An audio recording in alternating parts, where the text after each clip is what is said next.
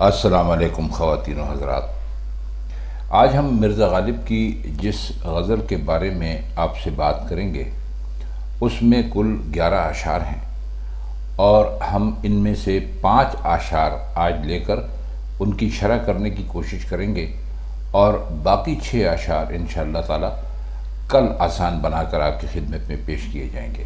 وجہ وہی ہے اس کو 2 حصوں میں بانٹنے کی کہ ویڈیو کو لمبا ہونے سے بچانا ہے۔ بہرحال اس غزل کا جو آج ہم آپ کی خدمت میں پیش کر رہے ہیں، پہلا شعر ہے: جس بزم میں تو ناز سے گفتار میں آوے، جاں کالبد صورت دیوار میں آوے۔ بزم کا مطلب ہوتا ہے محفل، لوگوں کی ایسی جگہ بیٹھنے کی جہاں پر 5-7 لوگ جمع ہوں، اور ناز کہتے ہیں ناز و انداز کو، نخرے کو، اور گفتار کا مطلب ہوتا ہے بات کرنا، بات چیت کرنا۔ اور آوے آپ جانتے ہیں، آوے پرانی اردو ہے، آئے کے لیے آوے استعمال کیا ہے۔ اور کالبد کہتے ہیں ایک ڈھانچے کو، یوں سمجھ لیجیے آپ، اور صورت دیوار، صورت کہتے ہیں تصویر کو، اور صورت دیوار ایسی تصویر جو دیوار پر بنی ہوئی ہو، ایسی تصویر یا ایسی تصویریں جو دیوار پر بنی ہوئی ہوں۔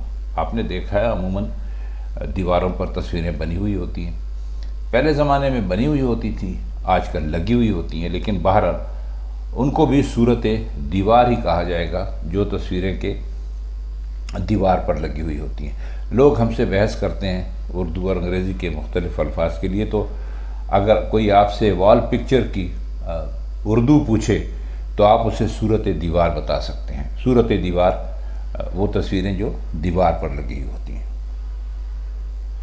اب وہ مخاطب اپنے محبوب سے ہیں، اور اپنے محبوب سے فرماتے ہیں کہ اے ہمارے محبوب، تو جس محفل میں بھی ناز و انداز سے بولنے لگے، وہاں تیری جان بخشیوں کے سبب سے ان تصویروں کے قالب میں یا دل میں جان پڑ جائے گی جو دیوار پر بنی ہوئی ہیں۔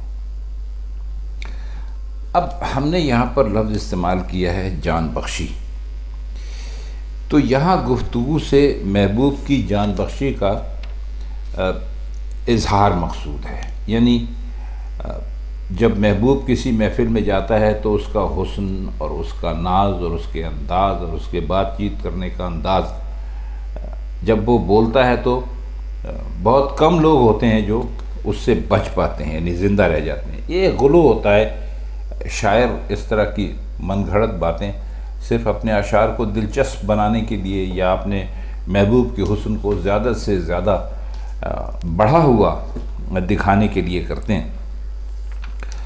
تو فرماتے یہ ہیں کہ تیرا جو ناز اور انداز اور گفتگو میں آنے کا مطلب یہ نہیں ہے کہ جب محبوب ناز اور انداز سے گفتگو کرے گا تو ایسا ہوگا۔ مطلب یہ ہے کہ محبوب جب بھی بولتا ہے ناز ہی سے بولتا ہے، یعنی ایک طرح سے یہ اس کی عادت ہے، اور اس کی کوئی بات ناز سے خالی ہو ہی نہیں سکتی۔ تو اس لیے مرزا غالب نے یہاں پر لفظ لگا دیا ناز۔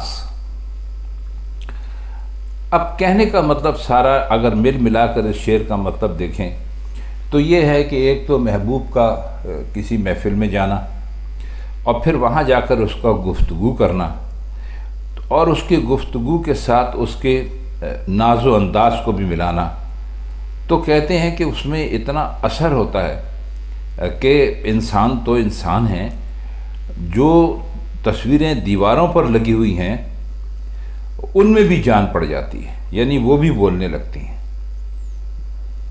حالانکہ خواتین و حضرات عام زندگی میں یہ نہیں ہوتا، لیکن شاعر جیسا کہ آپ سے ابھی عرض کیا صرف اپنے محبوب کے حسن کو، اس کی بات چیت کے انداز کو، اس کی چال ڈھال کو اتنا بڑھا کر بیان کرتے ہیں، کیونکہ ہم اور آپ سب جانتے ہیں کہ کوئی آدمی کتنا ہی اچھا کیوں نہ بول لے، کسی تصویر میں وہ جان نہیں ڈال سکتا، لیکن صرف اپنے محبوب کے حسن کو زیادہ سے زیادہ بڑھا کر اس کے ناز و انداز کی زیادہ سے زیادہ تعریف کر کے وہ یہ کہتے ہیں کہ بھائی تو ایسا ہے کہ تو ایک ایسی محفل میں جا کر اگر بات کرنے لگے جہاں پر دیواریں تصویروں سے بھری ہوئی ہوں تو وہ تصویریں جو ہیں ان میں بھی جان پڑ جائے گی۔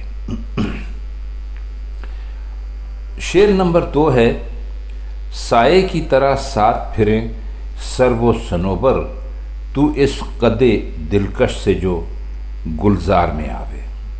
یہ سر بھی درخت ہوتا ہے اور صنوبر بھی، اور دلکش کا مطلب ہوتا ہے دل کھینچنے والا، یعنی جو اپنی طرف کسی کا دل کھینچے۔ اور قد آپ جانتے ہیں کسے کہتے ہیں، گلزار کہتے ہیں باغ کو یا باغیچے کو، ایسی جگہ جہاں پر پھول کھلے ہوئے ہوں اس کو گلزار کہتے ہیں۔ تو مخاطب اپنے محبوب سے ہی ہیں، تو کہتے ہیں کہ تیرا تو قد دلکش ہے اور اتنا دلاویز ہے کہ تو باغ میں جائے تو سرو اور صنوبر کے جو درخت ہیں جو کہ لمبے ہوتے ہیں سائے کی طرح تیرے ساتھ ساتھ پھرنے لگیں۔ آپ نے پہلے بھی دیکھا ہوگا غالب کے اشعار میں بھی، شاید ہم یہاں مطلب بھی کر چکے ہیں، کہ شاعروں کو اپنے محبوب کا لمبا قد کا ہونا بہت پسند ہے، یعنی جب بھی وہ اپنے محبوب کے قد کی تعریف کرتے ہیں تو اس کو لمبا ہی بتاتے ہیں۔ تو اسی کے حوالے سے انہوں نے یہ شعر کہا۔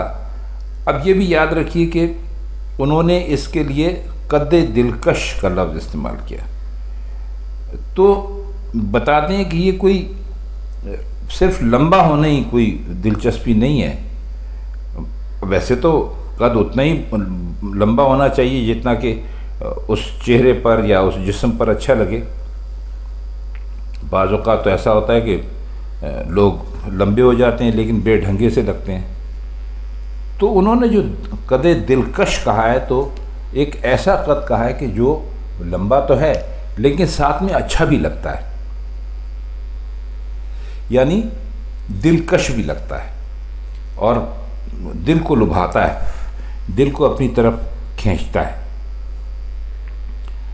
تو شاعر نے محبوب کے قد کی تعریف کرتے ہوئے کہا کہ بھائی یہ جو 2 درخت ہوتے ہیں سرو اور صنوبر کے، یہ تو تیرے ساتھ ساتھ سائے کی طرح پھریں۔ اب ساتھ ساتھ سائے کی طرح آپ اسی کے ساتھ پھرتے ہیں جو آپ کو اچھا لگتا ہے، پسند آتا ہے۔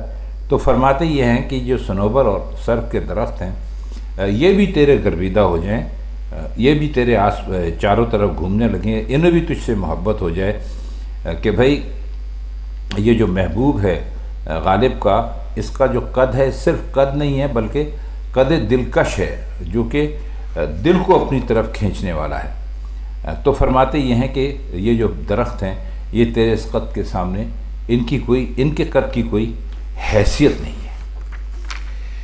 شعر نمبر 3 دیکھتے ہیں، تب ناز گراں مائگی اشک بجا ہے، جب لخت جگر دیدائے خونبار میں آوے۔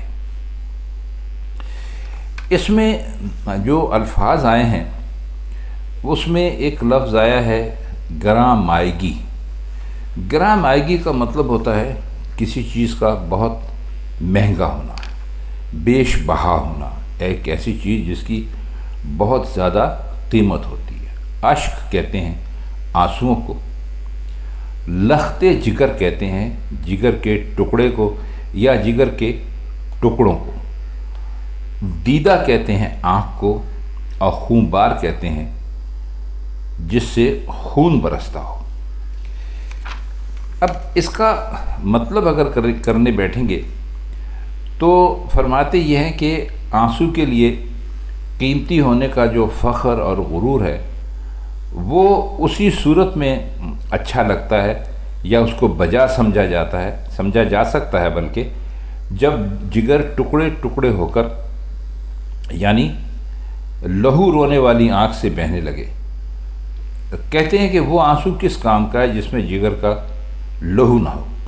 اب اس کے پیچھے تھوڑی سی ایک بحث بھی ہے، یا اس کے معنی کرنے کے لیے ہمیں ذرا اس کا ذکر کرنا پڑے گا۔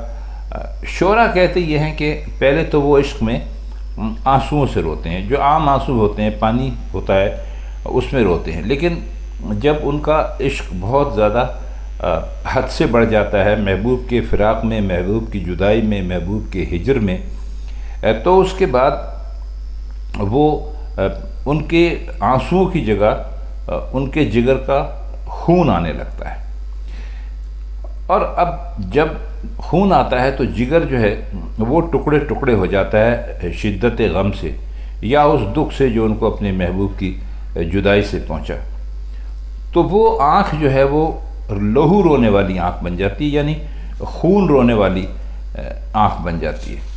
تو فرماتے یہ ہیں کہ اصلی آنسو تو وہی ہے جس میں جگر کا لہو شامل ہو۔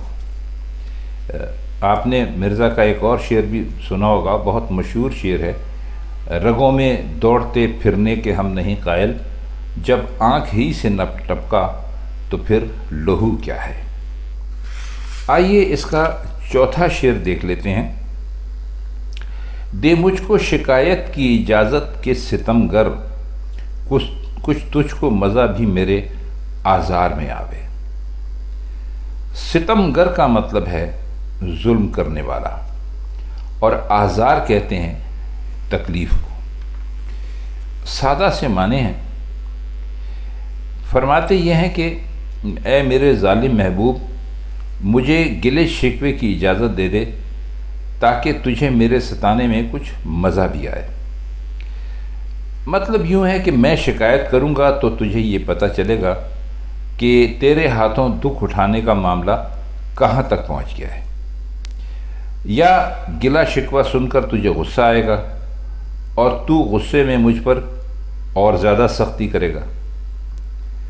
اور ویسے بھی آپ جانتے ہیں کہ ظلم اور ستم کا معاملہ اسی وقت ہی ذرا مزے کا بنتا ہے جب ایک طرف شکایت ہو اور دوسری طرف سختیاں کی جائیں۔ اگر سختیوں کو چپ چاپ صبر سے برداشت کر لیں تو کچھ مزہ نہیں آئے گا، تو اس معاملے میں گرمی اور اس کا بڑھنا صرف گلے شکوے سے ہی پیدا ہو سکتی ہے۔ آئیے اس غزل کا پانچواں شعر دیکھتے ہیں، جو اس پہلے حصے کا آج کا آخری شعر ہے۔ اس چشم فسوں گر کا اگر پائے اشارہ، طوطی کی طرح آئینہ گفتار میں آوے۔ چشم کہتے ہیں آنکھ کو، فسوگر کہتے ہیں جادو کر دینے کو، تو چشم فسوگر کا مطلب ہوگا وہ آنکھ جو جادو کرتی ہو۔ اور آئینہ آپ کو پتہ ہے کسے کہتے ہیں، گفتار وہی پھر بات چیت کرنے کے لیے گفتار کا لفظ استعمال ہوتا ہے۔ تو اس کا مطلب یہ ہے کچھ کہ اگر محبوب کی جادو بھری آنکھ کا اشارہ پائے تو آئینہ طوطی کی طرح بولنے لگے۔ طوطی کا مطلب ہے طوطے کی طرح بولنے لگے، یا کسی ایسے پرندے کی طرح بولنے لگے جس کو انسان بولنا سکھا دیتے ہیں۔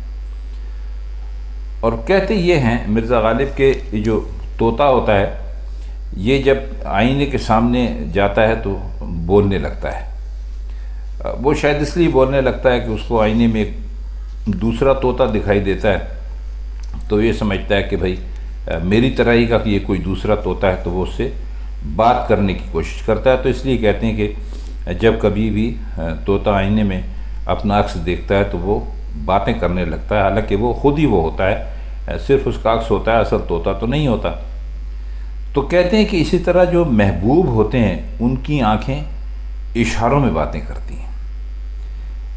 تو مرزا کہتے ہیں کہ میرے محبوب کی آنکھ کے اشارے سے آئینہ طوطی بن جائے، طوطا بن جائے۔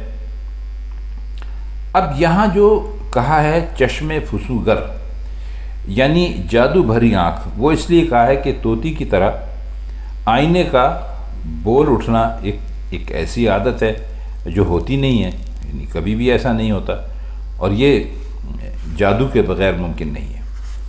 تو فرماتے یہ ہیں کہ ہمارا محبوب جو ہے اس کی آنکھیں اس قدر جادو سے بھری ہوئی ہیں کہ وہ آئینے کی طرف نظر اٹھاتا ہے وہ آئینے کو صرف دیکھتا ہے تو جو آئینہ ہے وہ کسی طوطے کے عکس کی طرح باتیں کرنے لگتا ہے۔ تو خواتین حضرات، یہ اس طویل غزل کے 5 ابتدائی اشعار تھے جن کے معنی اور مشکل الفاظ ہم نے آپ کی خدمت میں پیش کیے۔ اس کا دوسرا حصہ انشاءاللہ کل ہم آپ کی خدمت میں پیش کریں گے۔ تب تک کے لیے ہم چاہتے ہیں آپ سے اجازت۔ خدا حافظ۔